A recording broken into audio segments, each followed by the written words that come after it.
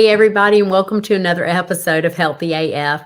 My name's Amy Chang, and I'm a health coach here at Healthy Life Health and Wellness Coaching. I'm so delighted that you're here with me today. I have sort of a fun story for y'all. I was thinking about motivation and where our motivations come from and what kind of motivations I see in my space of health coaching and behavioral changes that seem to be sustainable and which ones seem to have that high peak and then a fizzle out. And I'm going to start with a story today. So, my mom and I have been going to quite a few doctor's appointments here lately. It's a new chapter in our lives, and she's really never had to be in a lot of doctor's offices. So we've gotten some good quality time and some new experiences that we've been able to share. This last doctor's office we went to had, they had a lot of things. It's a doctor's office. They've got all the chairs, that are the wipe downable vinyl chairs.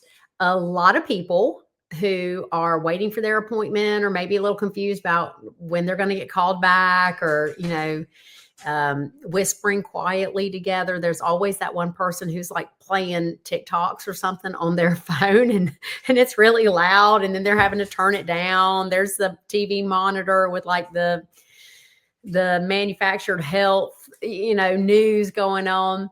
And I sat right down beside one of the little tables because it had a lot of magazines on it. And I wanted to preoccupy myself with something to do.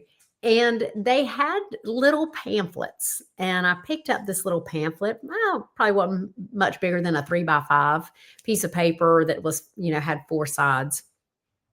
And it was one from a church. And it was about a Christian belief church. And it was about sinning and getting to heaven. And it was like, a 4-sided little thing and had almost like cartoony blocks and explained what sin was and if you were sinning, how you could like kind of get out of that, who to turn to, that if you continued sinning, you were going to hell, that if you repented, you would go to heaven. And so there was this congruent theme of, hey, you sinner lady, you're sinning and you're going to go to hell. But if you want to go to heaven, and heaven's really cool, and we're all going to heaven. So if you want to go to heaven, you can go to heaven, but you got to stop that sinning. That was the theme. And I read through that as they're trying to get people to change their behavior. This is what I do every day. I work with people who want to change their behavior. And the motivator was, you're doing something bad, or you are bad. And there's something really good that we're all getting, but you're not getting it because you're doing something bad or you are bad. Okay. Well, that's some real tough motivation to actually create sustainable change from. When we change from that place, typically we make big changes fast that then peter out once we don't get that thing that we want to get that everybody else is getting, right? Like you don't get to heaven 2 days after you decide that actually you love Jesus and you want to ask for forgiveness. That's usually not the way it happens, right? And so most of us human beings don't do well with our sustainable, easy behavior changes when we have a very, very, very, very, very long, far away goal. Did any of us who were smoking in our 20s think, well, I don't want to have COPD when I'm 85, so I probably shouldn't smoke? No, none of us thought that. We were like, I'm 20, no biggie, I'll stop later. Okay. So when I looked at this brochure, I was like, wow, that's really coming from that point of there's an external result over here. None of that was like how good you're going to feel. It was all there's an external result over here, and there's an external judge over here. And all of it was outside self. And that doesn't feel good. It actually invites in the roles of victim, martyr, and a lot of judgment. So when clients come to me and they're in that state of, oh my God, I'm so bad. I have been eating like crap. I hadn't exercised in years. My stress level's through the roof, but I don't know what to do with it. And I don't have enough time to do it. And I've been working so hard and the kids are here and I'm just trying to get dinner cooked and the house decent and run everybody to all over places. And I try and take care of my mama and I'm getting to my church vacation Bible school. When they come there, I know that that's the first thing we need to attack because they are likely in victimhood and martyrdom with a heaping spoonful of judgment for themselves. And guess what? If you're judging yourself, you are judging other people. It's just impossible to live in a world of judgment and contain it to just self-judgment. Okay.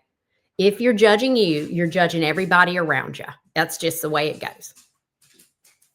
And from there, from the judgment of my diet is bad, my working out or not is bad, I am bad, very difficult to make empowered health choices that are sustainable and feel nourishing. They don't feel like that. And so we don't do that. What I didn't see in that brochure that I was really, really shocked about, I mean, just completely shocked that I didn't see the word love. Not one time. Not one time did I see the word love. Not God loves you, not you are loved, not God so loved the world, none of that. I saw none of that. And that for me was the missing piece. That for me is what creates the sustainable, easy, effortless changes. That is what gives us choosing is, well, I really love this body and I want her to keep working for me. So I'm going to feed her well. I'm going to exercise because it feels good. I'm going to keep people in my life who need to be in my life because they fuel me and that relationship fuels me. I'm going to take the time I need to take to reduce my stress because I love me.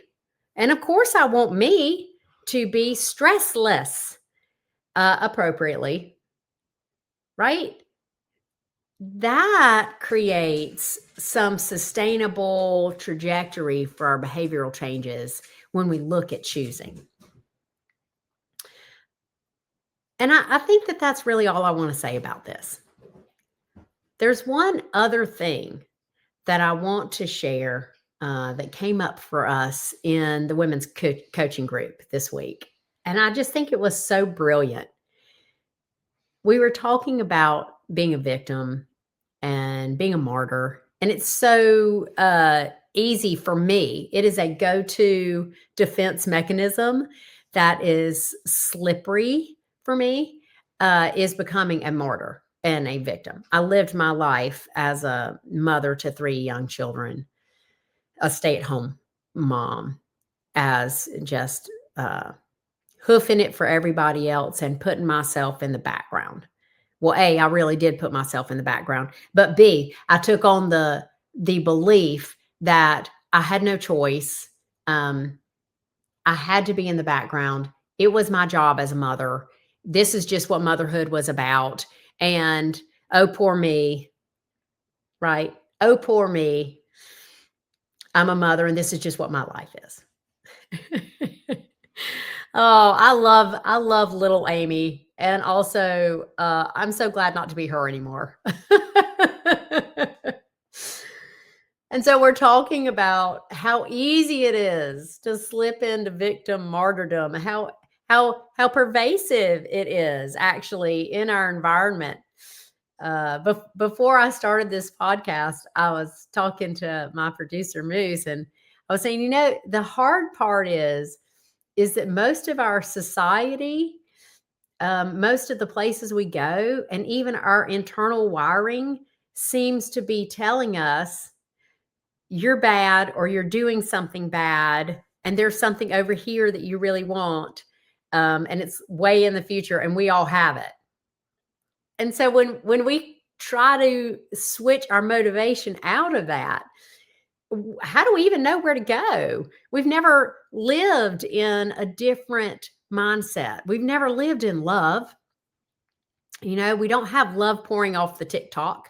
We don't have love in our conversations, and so how do you make that switch? How do you value coming from something that inspires more long-term effortless change? Coming out of the victim and the martyr.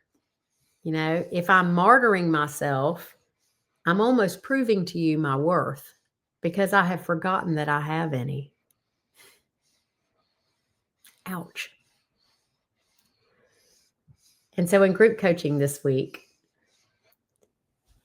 we came up with this one. The antidote to victimhood is choice. Looking at where you haven't been responsible for what you really want in your life and choosing what you want to do about that. And choosing, hey, maybe I love myself enough to make these changes because they feel good for me. And walking away from, I'm bad or I'm doing something else bad and everybody else has something else that I want.